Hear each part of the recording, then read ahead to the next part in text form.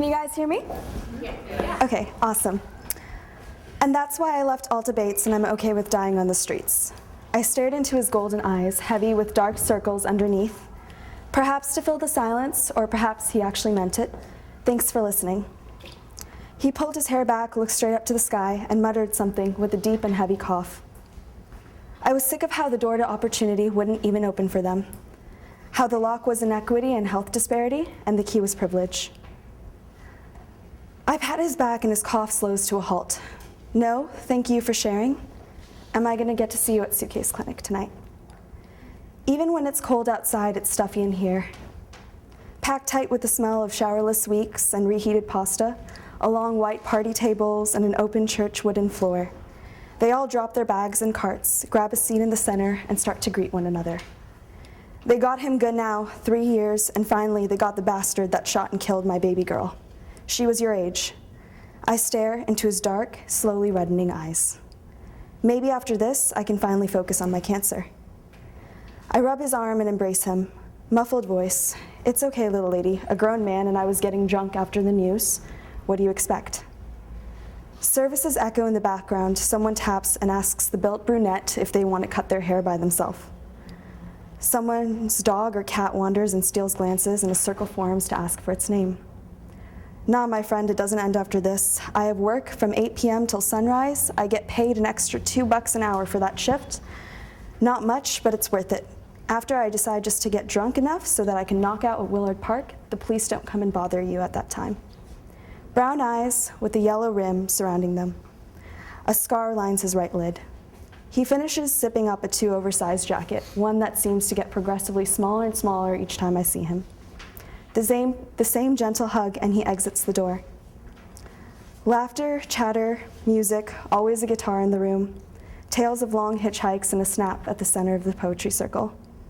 I got anxious, my schizophrenia. I couldn't contain myself the last time, and so the shelter kicked me out.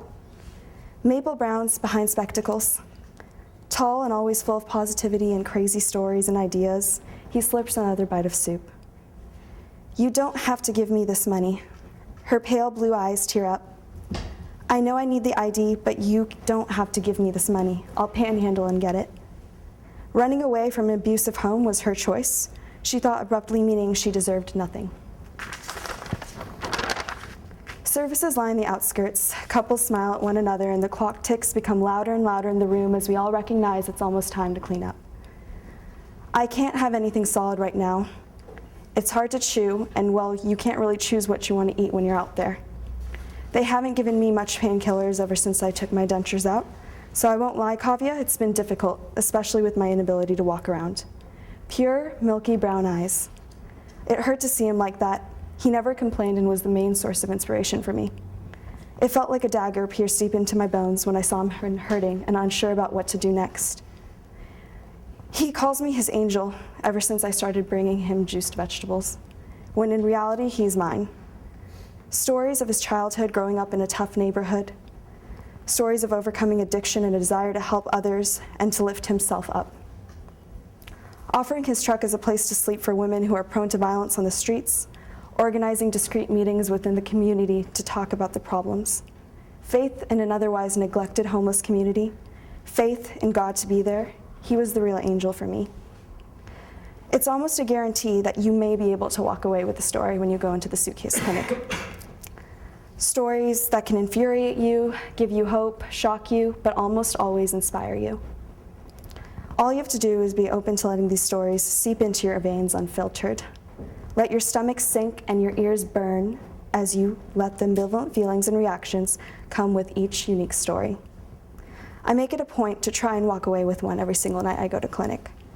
It makes everything vivid for me and continually challenges the perception of homelessness and admire how no story between them is similar to another.